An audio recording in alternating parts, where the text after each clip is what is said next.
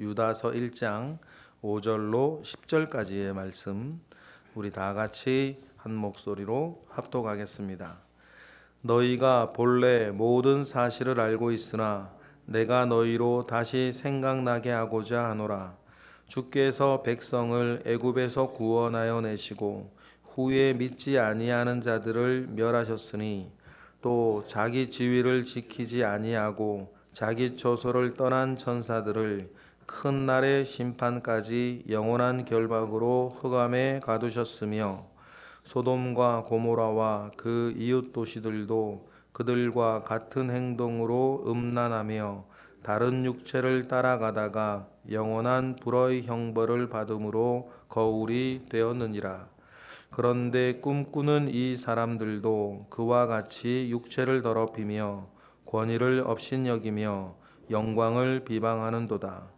천사장 미가엘이 모세의 시체에 관하여 마귀와 다투어 변론할 때에 감히 비방하는 판결을 내리지 못하고 다만 말하되 주께서 너를 꾸짖으시기를 원하노라 하였거늘 이 사람들은 무엇이든지 그 알지 못하는 것을 비방하는도다.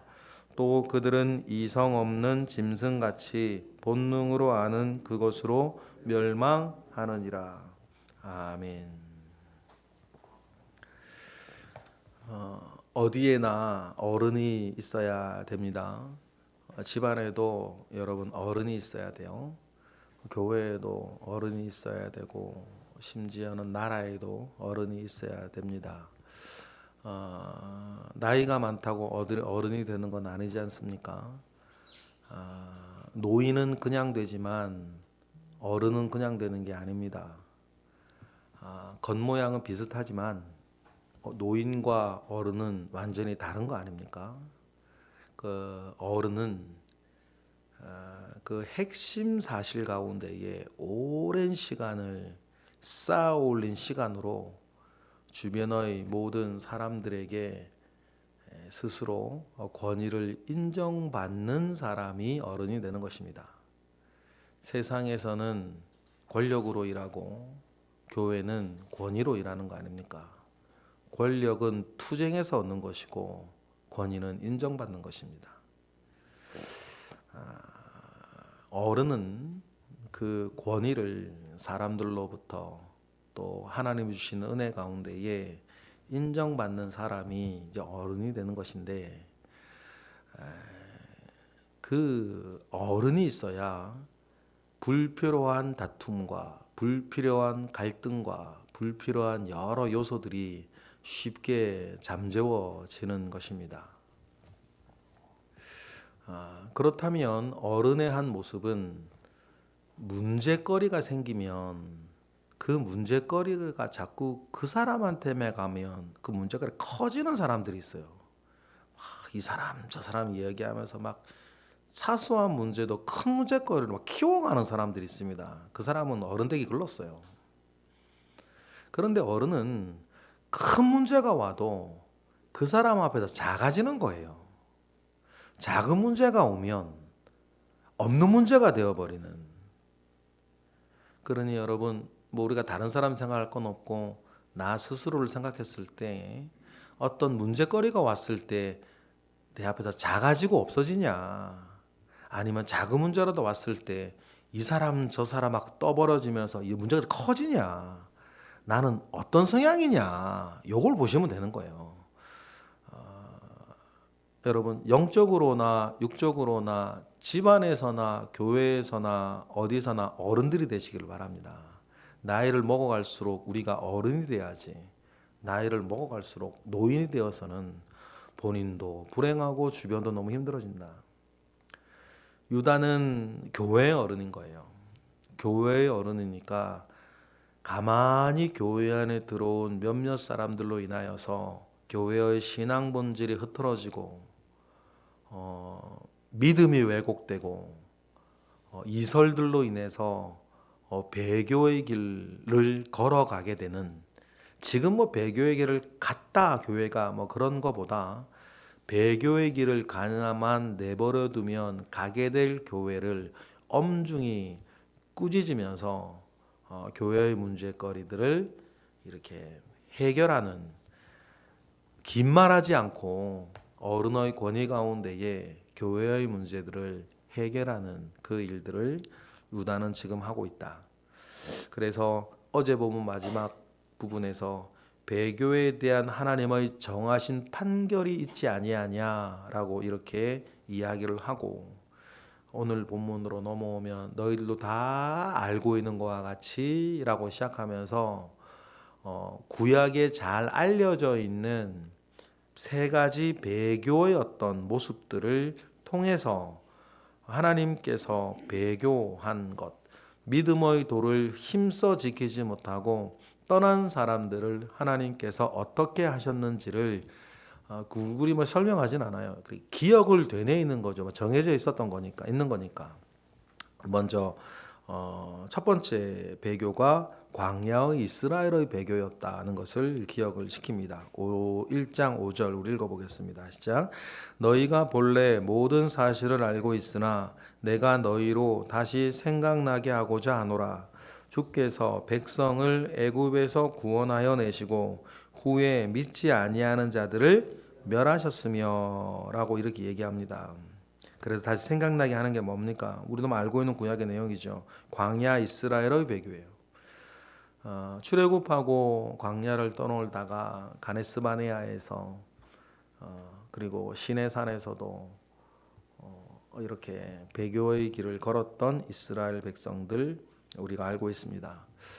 제가 예전에 계산을 좀 해봤는데 뭐 성경에 기록되어 있지 않는 것도 있었겠지만 성경에 기록되어져 있는 이스라엘의 어떤 원망, 이게 보니까 뭐 3년마다 한 번 정도 되더라고요. 3년마다 한 번. 그래놓고 보면 성경에 자꾸만 그 얘기들이 나와서 그렇지 3년꼴, 2년 8개월, 뭐 3년꼴에 한 번 이스라엘이 원망하고 뭐 했던 것으로 계산을 했던 기억이 있어요. 그러면 지금 우리로 따지면 많이 한 것도 아니네, 그 사실을. 우리는 뭐 3년에 한 번이 뭐야. 그런데 결정적으로 이스라엘이 그 원망과 불만을 쌓아갔어요. 사람을 향해서, 심지어 하나님을 향해서 물이 있네 없네, 고기가 먹고 싶네 안 먹고 싶네 이러면서 막 원망을 쌓아가다가 그들의 삶이 1세대의 삶이 완전히 망가져 버린 것을 아셔야 돼요. 그리고 여러분 우리가 정말 스스로 말조심하셔야 돼요. 뻥끗하면 막 사소한 것이라도 자꾸 불평불만과 책들을 이야기하는 사람들이 있는데, 그것도 사실 본인도 뭐 그렇게 느끼면서 사는 건 얼마나 힘들겠냐마는 중요한 게 뭐냐면 우리의 성품이 망가진다는 거예요. 내 그런 말로 내 성품이 망가지고 그 말을 듣는 다른 사람의 귀와 성품이 망가져요. 이 성품이 망가지는 것이 왜 어렵냐면 좋은 성품과 나쁜 성품은 길러지는 영역이 되게 큰데 자기 눈이 재빠르고 자기 입이 빠르다고 이렇게 막 자꾸만 이런 것들을 자꾸만 이렇게 스스로도 그렇게 자꾸만 이렇게 이야기하고 불평을 이야기하고 불만을 이야기하는 것 자체가 그 성품이 틀어지는 중이라는 걸 아셔야 되는 거죠. 그래서 광야의 이스라엘 백성들이 그렇게 원망과 불평을 쌓아가다가 결정적인 순간이 되면 어떻게 되냐면 틀어진 성품대로 말하는 거예요. 틀어진 성품대로 생각하고 틀어진 성품대로 행동하는 거죠. 그래서 민수기에 분명히 뭐라 나옵니까? 내 귀에 들린 너희들의 말대로 그랬거든요.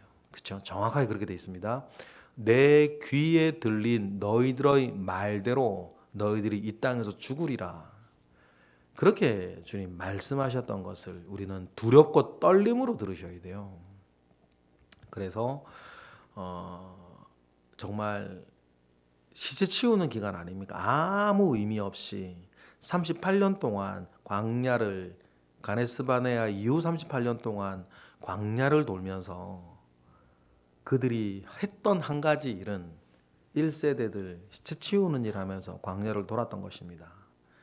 그 결정적인 실패의 원인도 이미 입만 열면 불평하고 불명했던 그들의 틀어진 성품이었다는 것을 우리는 기억을 하고, 광야에서 이스라엘이 배교하고 심판받아 멸망당했었다는 것을 기억해라. 그리고 6절은 두 번째 배교의 모습, 사탄의 배교의 모습을 이야기를 해요. 6절을 읽어보겠습니다. 시작.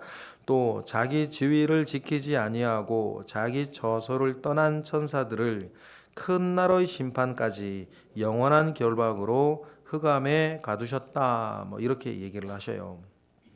이제 이것이 여러 위경에 나와 있는 내용이 섞여져 있는 내용이기도 하지만, 일단 우리가 이사야의 내용이나 여러 가지 내용을 종합해 보았을 때에 사탄이 천사장으로서의 자기 지위를 지키지 아니하고 지극히 높은 자와 비기겠다는 마음 가운데에 이렇게 반역을 일으키고 자기 자리를 지키지 아니하여서 땅 속에 꽂혀 버리고, 그래서 계시록에도 나와 있는 것처럼 옛 뱀이라 불리는 그 사단이 그 흑암 가운데 갖추어지는, 그렇게 이미 일어난 것처럼 6절처럼 이야기하는 건 히브리인들의 고유한 사고 방식이 그래서 그래요. 히브리인들 히브리어에는 현재, 과거, 미래, 시제가 없지 않습니까? 그래서 이게 일어났냐 안 일어났냐, 요 두 가지로 여러 가지를 이야기를 하게 되니까, 일어났냐 안 일어났냐 요 부분들의 가운데서 하나님이 마음 먹으셨냐 안 먹으셨냐, 하나님 마음 먹으셨으면 아직 일어나지 않은 일, 일어난 일이다, 이렇게 사고하는 그 히브리인들 특유의 사고방식 속에서 6절을 이해하시면 사탄은 이미 망한 거고 사탄은 이미 흑암에 갇힌 겁니다. 왜냐하면 하나님 그렇게 작정하셨으니까. 그런 사고 안에서 시간 속에 있는 우리는 아직 공중권세 잡은 자로서의 사탄이 이 세상을 다스리는 것처럼 느껴지지만, 이미 사탄은 하나님의 결정 가운데에 결박하여 흑암에 가두어졌다라고 이해하는 그 측면을 보시면 될 것 같아요. 그래서 자기 지위를 지키지 아니하고 자기 처소를 떠난 천사들이 하나님께 심판받았다라고 이게 얘기를 하시는 거죠. 7절은 소돔과 고모라의 그 심판받은, 배교로 인해 심판받은 세 번째 배교의 모양들이 나와 있습니다. 우리 7절을 읽어보겠습니다. 소돔과 고모라와 그 이웃 도시들도 그들과 같은 행동으로 음란하며 다른 육체를 따라가다가 영원한 불의 형벌을 받음으로 거울이 되었느니라 라고 하여서, 소돔과 고모라가 말 그대로 다른 육체, 하나님이 주신 이 육체를 온전하게 쓰지 아니하고, 아브라함 시대 때 얘기죠. 정말 다른 육체로 만들어 가다가 영원한 불의 형벌을 받았다. 그러니까 여러분, 우리가 요즘도 동성결혼 이슈가 우리나라에서도 많이 일어나는데, 그 육체를 유다는 전혀 다른 육체라고 말하는 것들을 주목할 필요가 있어요. 하나님이 창조하신 그 몸이 있는데, 소돔과 고모라를 대표하는 그 동성애라는 단어 자체가 소돔이라는 단어에서 나왔으니까, 다른 육체를 만들고 다른 육체를 따라가다가 영원한 불의 형벌을 받았다. 이건 배교의 중요한 한 형태로 유다는 이야기를 합니다. 그러니 구약에 나와 있는 광야 이스라엘의 배교, 사탄의 배교, 소돔과 고모라 사람들의 배교를 기억을 하고, 이러한 일들을 행하며 하나님 아버지의 믿음의 도를 떠난 사람들이 받은 심판을 너희가 다 알고 있지 않냐, 그것을 생각나게 하여서 믿음의 도를 힘써 지키고 자기 자신을 지키고 주변을 지켜주는 그 일들을 힘내라고 하면서, 8절부터는 지금 유다서가 이제 지적하고 있는 그 배도의 길을 가는 사람들의 이야기들을 8절부터 합니다. 8절에 보면 그 사람들은 8절처럼 한다 그래요. 8절 읽어볼까요? 시작. 그러한데 꿈꾸는 이 사람들도 그와 같이 육체를 더럽히며 권위를 업신여기며 영광을 비방하는 사람들이 있다.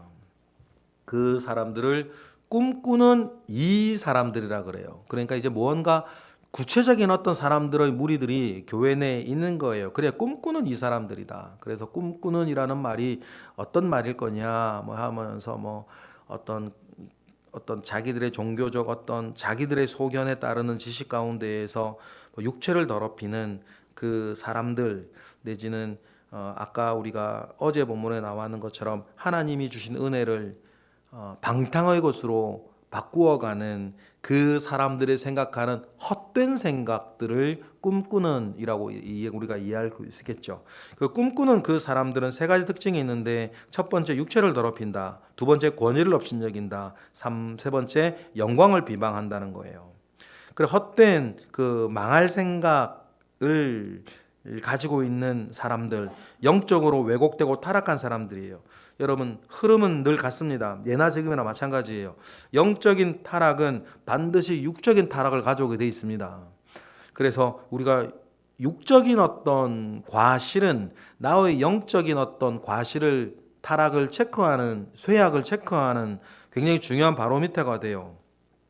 그리고 육적인 타락을 막 이렇게 자꾸만 몸으로 경험하는 사람은 두 번째 일어나는 게 반이 권위를 업신여기세요. 왜냐하면 육적인 타락이라는 것 자체가 우리가 누구나 태어날 때부터 내가 이런저런 일들, 부끄러운 일들, 과격한 일들을 해야 되겠다 마음먹은 사람은 없어요. 그런 어떤 선과 하나님의 그 말씀과 그 말씀의 권위들을 업신여겨서 이런 하지 말아야 될 것들을 하고 또 해야 될 걸 하지 아니하고 그 육체의 타락을 자꾸만 경험하는 사람들은 이건 이렇게 해야 되고 저건 저렇게 해야 된다라고 세워져 있는 권위를 반드시 업신여기게 돼 있습니다. 왜냐 업신여기기 때문에 육신의 타락을 지속적으로 하는 거고, 그러니 그것이 맨 처음에는 숨겨져 있다가 다른 사람에게는 숨겨져 있다가 그 자꾸 반복되어지면 이 육신의 타락이 그 사람의 성품 왜곡된 성품을 흘러 넘쳐버리면 말로 몸으로 권위를 업신여기는 거예요. 그래서 여러분 우리가 이걸 영적으로 잘 분별할 수 있는 사람이 되어야 돼요. 틈만 나면 다른이나 뭐 교회 안에서면 뭐 교회나 목회자나 이런 권위들을 업신여기는 얘기를 자꾸 하는 사람들은 분명히 육적으로 타락해져 있는 거예요. 그 타락의 모양은 다를 수 있겠죠. 사람마다 다를 수 있을 거예요. 근데 흐름은 언제나 같다. 육적인 타락은 반드시 권위를 업신여기는 걸로 흘러가게 돼 있고, 그것이 뭐 극단적인 사건으로 나오기 전엔 이게 말로 툭툭 나오게 돼 있어요. 그걸 영적으로 분별할 줄 아셔야 돼요. 교회의 어떤 권위자들이나 지도자는 특히 그거 잘 하셔야 돼요. 그랬다가 점점점 이제 육체의 권위들이 답답하게 느껴지고 한심하게 느껴지고 작게 느껴지는 육신에 타락한 사람들의 삶이 있다는 거예요. 그러면 그것이 이제 권위를 업신여기기 시작하고, 권위를 자꾸 업신여기기 시작하면 그 자꾸 반복되어지면 심지어는 하나님의 영광을 비방하는 데까지 가는 거예요. 그렇죠. 우리가 교회 안에 생각을 해도 자꾸만 교회의 권위를 업신여기는 사람은 결국 본인은 맨 처음에 그런 의도로 시작한 것이 아니라 할지라도 교회가 주님의 몸된 지체인데 주님의 몸된 지체를 자꾸 업신여기던 것들이 습관화되어지면 결국 이 몸의 주인인 하나님의 영광을 또 비방하는 데까지 나아가게 돼 있다. 그래서 여러분 아무리 작고 사소한 죄라도 주 죄는 반드시 하나님에 대해 적개심을 가지는 데까지 사람을 발전시켜 나간다는 것을 아셔야 됩니다. 그리고 우리 그런 사람은 이제 이미 교회에 없겠죠. 그런 하나님의 영광을 막 비방하는 사람들이 보면 이상하게 모든 것들에 대해서, 교회에 대해서, 복음에 대해서, 그리스도에 대해서 그냥 무조건 비난하고 막 그런 사람들까지로 흘러가는 것들을 우리가 보아야 되는데, 그 출발을 헤아릴 줄 아셔야 돼요. 출발은 그들의 육신의 타락으로부터다. 좀 전에 말드렸던 것처럼 타락의 모양새는 사람마다 다를 수 있어요. 그러나 육신의 타락은 반드시 권위를 업신여기게 돼 있고, 권위를 업신여기면 하나님의 영광을 비방하게 되어서 하나님께 적개심을 가지게 만드는 그것이 여러분 죄악의 최종적인 목표인 거예요. 그래서 하나님에 대한 적개심을 가지게 된 그 사람은 반드시 마지막 극단적으로는 하나님의 형상을, 적개심을 가지고 있는 하나님의 형상을 파괴하는 데까지 나아간다. 그래서 파괴하는 극단적인 사건이 뭐예요? 자기 하나님의 형상을 파괴하는 건 자살이요, 다른 이 하나님의 형상을 파괴하는 건 살인 아닙니까? 거기까지 나아가게 하는 것이 모든 죄의 최종 목표고, 그래서 성경은 죄는 모양이라도 벌이라는 이야기를 우리에게 하고 있습니다. 9절에 그 비방하는 그 일들을 시키는 것은 6절에 나와 있는 자기 지위를 지키지 아니한 사탄들의 꾀임이라는 건데, 그 9절의 내용은 뭐냐면 그 사단이 아무리 감미롭고 그럴싸한 말로 사람을 속인다 할지라도 9절의 내용과 같이 하나님은 고사하고 천사장 미가엘의 상대도 되지 못하는 존재라는 걸 알아야 된다는 거예요. 9절의 내용은 성경에 나와 있는 내용은 아니고 당시에 유행하던 위경의 이야기들인데, 모세의 시신을 가지고 사탄이 그 모세의 시신을 요구해요. 그래서 이 왜 요구를 하냐면 모세의 시신을 가지고 우상 숭배, 이스라엘이 우상 숭배의 거리로 삼으려고 이렇게 요청하는. 그래서 우리가 느우스단이라 그러지 않습니까? 모세가 세웠던 그 놋지팡이마저도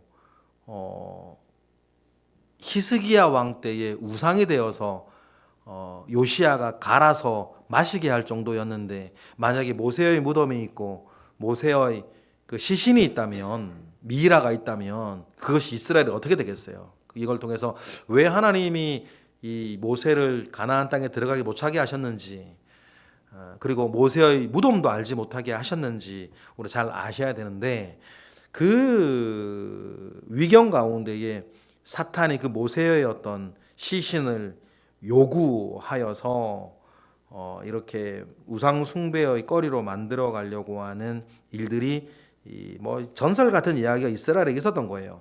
그런데 9절에 보니까 천사장 미가엘과도 변론하는 주제였다는 거죠. 사탄이. 9절을 읽어볼까요? 시작. 천사장 미가엘이 모세의 시체에 관하여 마귀와 다투어 변론할 때에 감히 비방하는 판결을 내리지 못하고 다만 말하되 주께서 너를 꾸짖으시기를 원하노라 할 정도로 사탄의 모든 꾀임과 속임수는 그만큼 무능하고 허망한 것이다. 그런 것을 따르지 말라고 이야기를 합니다. 그런데 이 유다서의 타겟이 되고 있는 그 사람들은 육체를 더럽히며 권위를 업신여기고 하나님 영광을 비방하는 그 사람들은 자기들이 뭘 말하고 있는지 모르고 계속 그 일을 한다는 거예요. 10절 다 같이 시작. 이 사람들은 무엇이든지 그 알지 못하는 것을 비방하는도다. 또 그들은 이성언음 진성같이 본능으로 아는 그것으로 멸망을 한다. 하나님의 어떤 은혜와 가르침 가운데 아니라 느끼는 대로, 생각나는 대로, 자기 소견에 따라 본능으로 행하는 그것으로 그 사람들은 말하고 행동하여서 그들은 망하게 될 것이니, 이러한 모든 것들로부터 어떻게 하라? 첫 번째, 자기를 믿음의 도 가운데 힘써 지키고 지켜진 나 자신으로 다른 사람도 지켜낼 것에 대해서 그렇게 말씀하고 있는 것입니다. 이렇게 해서 믿음의 도를 지키고 교회를 지켜나가는 우리 어른의 모습들을 우리가 보게 되는데, 여러분 이러한 모든 일들을 통해서 우리도 믿음의 도를 지켜나가고 사소해 보이는 것도 우리가 가볍게 여기지 아니하고 믿음의 도들을 우리의 일상 가운데에서 말 한마디에서도 잘 지켜나가시는 우리 모두가 되기를 주님의 이름으로 축복합니다. 기도하겠습니다. 하나님 감사합니다. 크신 은혜 가운데에 우리와 함께 하시옵소서. 하나님 아버지의 선하신 은혜가 늘 우리 가운데 있기를 원합니다. 주님이 주시는 은혜 속에서 우리도 온전하게 하시고 우리의 성품이 하나님 아버지 앞에 은혜 가운데 거하여 신성한 성품에, 신의 성품에 참여하는 자 되게 하시고, 그것이 믿음을 더욱더 아름답게 하고 나의 말과 행동을 더 아름답게 하며 우리의 인생을 더욱더 하나님 아버지 앞에 빛나게 하는 그러한 삶을 살아가게 하시옵소서. 이 시간 드려지는 일천번째 예물들 가운데에 주님 함께 하시고 하나님 아버지로부터 말미암아 오는 선한 은혜가 가득한 오늘 하루를 또한 살게 하옵소서. 그 모든 것으로 먼저 하나님께 감사드리며 예수 그리스도의 이름으로 기도드렸나이다. 아멘.